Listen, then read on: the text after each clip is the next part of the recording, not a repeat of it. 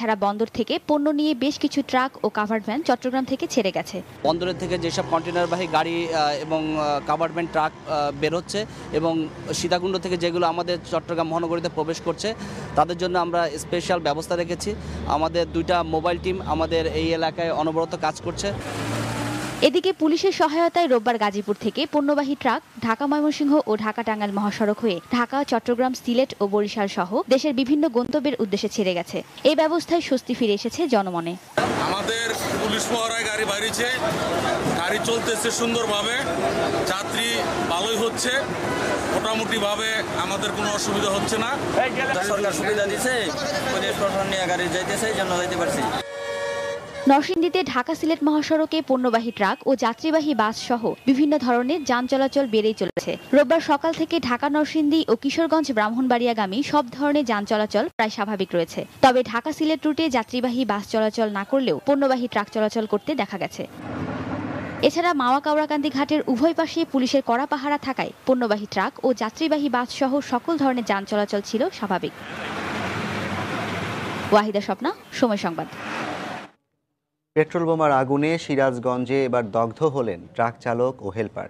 তাদের রোববার দুপুরে ঢাকা মেডিকেল কলেজ হাসপাতালের বার্ন ইউনিটে ভর্তি করা হয়েছে।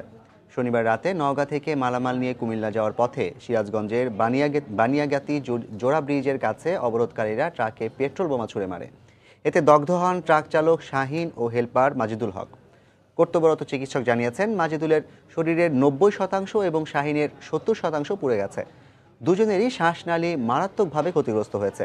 হেলপার মাজিদুলের বোন জানান, পেট্রোল বোমা ছুঁড়ে মারার পর ট্রাক থেকে তারা নেমে গেলেও আগুনে তাদের শরীর পুড়ে যায়।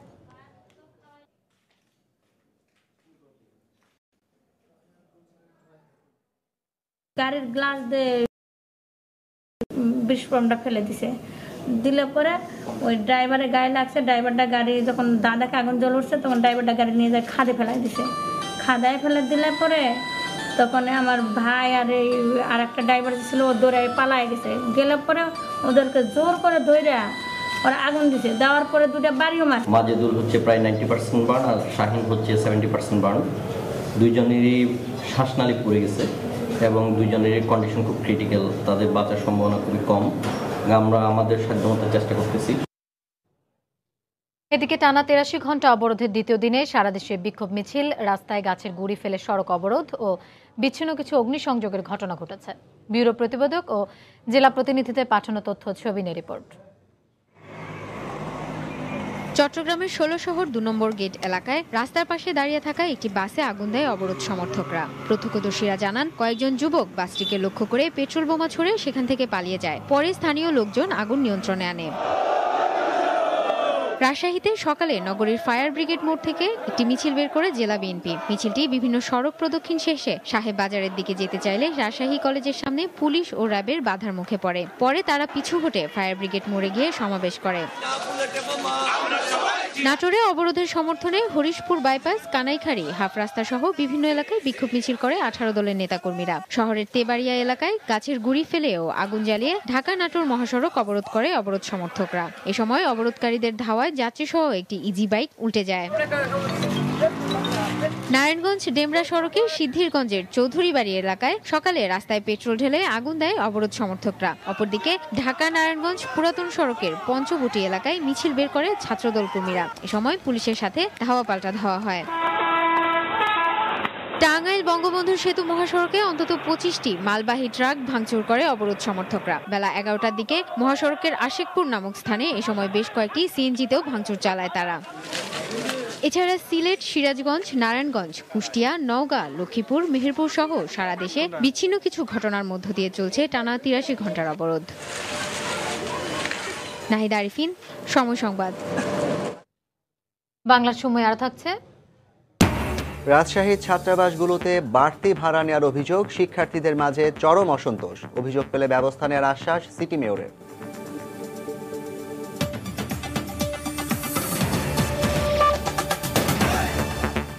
ননস্টিকি প্যারাশুট বেলিফুল লাইট, যা চুলকে করে আরো আকর্ষণীয়। সাভারের আশুলিয়ার তাজরিন ফ্যাশনসে অগ্নিকাণ্ডের ঘটনায় তাজরিনের ব্যবস্থাপনা পরিচালক দেলোয়ার হোসেন এবং চেয়ারম্যান মাহমুদা আক্তারের সহ 13 জনের বিরুদ্ধে অভিযোগপত্র জমা দিয়েছে পুলিশ। রোববার সকালে সিআইডি তদন্ত কর্মকর্তা AKM মহসিনুজ্জামান ঢাকার জ্যেষ্ঠ বিচারিক হাকিম ওয়াসিম শেখের আদালতে এই অভিযোগপত্র জমা দেন। ঘটনার ১৩ মাস পর আনা অভিযোগপত্রে অপরাধমূলক নরহত্যা এবং অবহেলার কারণে মৃত্যুর অভিযোগ করা হয়েছে। গত বছরের ২৪ নভেম্বর আশুলিয়ার নিশ্চিন্তপুরে তাজরিন ফ্যাশনসে আগুন লেগে ১১২ জন শ্রমিক নিহত এবং পুড়ে যান আরও ২ শতাধিক শ্রমিক।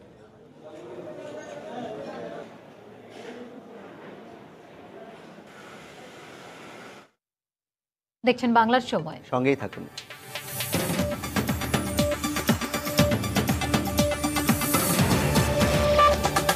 লাগাতার অবরোধের মুখে ভারী যানবাহন চলাচল বন্ধ থাকায় দেশের সার সরবরাহ ব্যবস্থা পুরোপুরি ভেঙে পড়েছে। চট্টগ্রাম থেকে ১৫টি জেলায় ইউরিয়া ও দেশের অন্যান্য অঞ্চলে টিএসপি সহ সব ধরনের সার সরবরাহ অনেকটাই বন্ধ রয়েছে।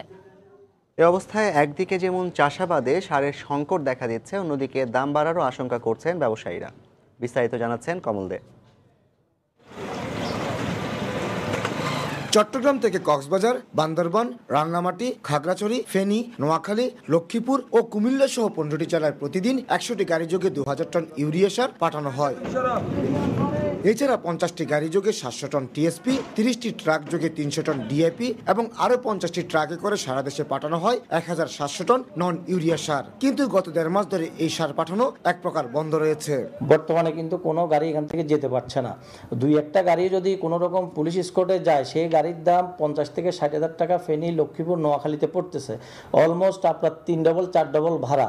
এই অবস্থায় তৃণমূল পর্যায়ে ডিলাররা যেমন সার পাচ্ছে না, তেমনি কৃষকদের কাছেও সার পৌঁছানো যাচ্ছে না। চিটাং থেকে টিএসপি এবং ডিএপি সার কেরিং করি, ইউরিয়াও কেরিং করি, কিন্তু আমি এই অবরোধ এবং হরতালের কারণে যেখানে একটা ডিলার 60 মেট্রিক টন মাল পাইছে, তাকে আমি এখনো 1 টনও মাল পৌঁছাই দিতে পারি না। ফলে কৃষকরা মনে করেন ক্ষতিগ্রস্ত হইতেছে, ডিলাররাও সময় মতো মাল পাচ্ছে না গাড়ি ভাড়ার কারণে। যে কারণে বর্তমানে রবি ফসল এবং আগামীতে বোরো ধান চাষে সংকট দেখা দিতে পারে বলে আশঙ্কা করছেন এই কৃষি কর্মকর্তা।